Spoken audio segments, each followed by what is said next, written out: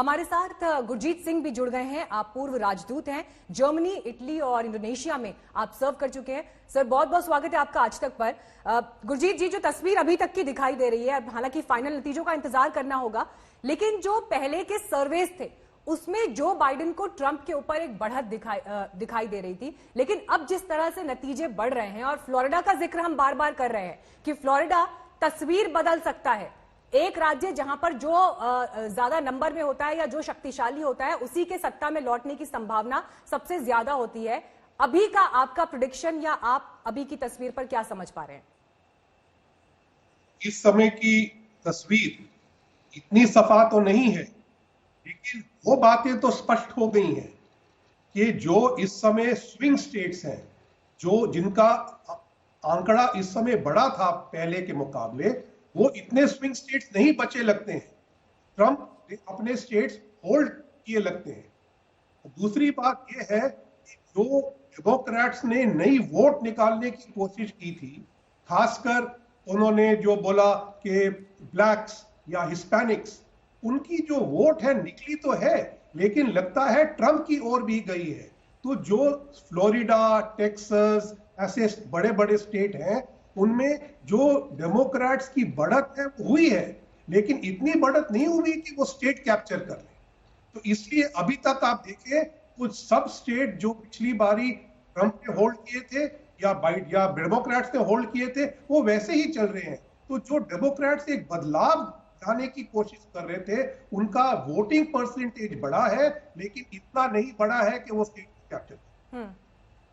ठीक है गीता, यहाँ पर एक बड़ा दिलचस्प पॉइंट जो दिखाई देता है वो ये कि जिस बात का जिक्र मैं कर रही थी कि सर्वेस पहले जिस तरह से पहले ये दिखा रहे थे कि बाइडेन आगे निकल रहे हैं, लेकिन ट्रंप की सबसे बड़ी अग्नि परीक्षा अगर कही जाए तो वो कोरोना को लेकर भी थी, क्योंकि अमेरिकन सिटीजन्स में एक जबरदस्त नाराजगी थी। और जो एक हम कहते हैं कि आपका परंपरागत वोट बैंक होता है, जो ट्रंप का भी एक कोर सपोर्टर ग्रुप था जिसमें सीनियर सिटीजन्स की संख्या बहुत ज्यादा थी, वो तो ऐसे लोग थे जिन्होंने शायद अपनी उम्र या अपने सर्कल के किसी ना किसी को जरूर खोया है। अगर कोरोना का डेथ टोल हम अमेरिका में देखें तो अभी के नतीजों से क्या लग रहा है, कोरोना को लेकर अमेरिकन सिटीजन्स ने किस दिशा में वोट किया है?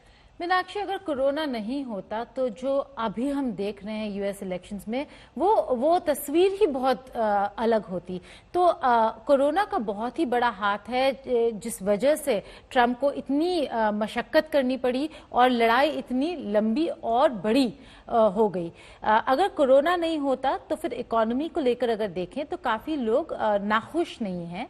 अगर पॉलिसीज को लेकर देखें तो अमेरिकन्स जो for America, make America great again, इन सब मामलों को देखें तो अमेरिकन्स नाखुश नहीं थे ट्रंप के साथ। लेकिन अगर आप सीनियर्स की बात करें तो सीनियर्स का जो शिफ्ट है वो हमने कई सारे स्टेट्स में देखा, फ्लोरिडा में पर्टिकुलरली, जहां पे काफी सारे सीनियर सिटीजन्स हैं जिनका मुद्दा ये नहीं था कि कोरोना में क्या हुआ। जरूर हेल्थ केयर उनके लिए बहुत इंपॉर्टेंट है और वो ये देख रहे थे कि जो इनके सोशल सिक्योरिटी स्कीम्स हैं और जो इनके टैक्स स्कीम्स हैं, इसमें उनको काफी नुकसान हो सकता था, जिस वजह से एक शिफ्ट देखा गया।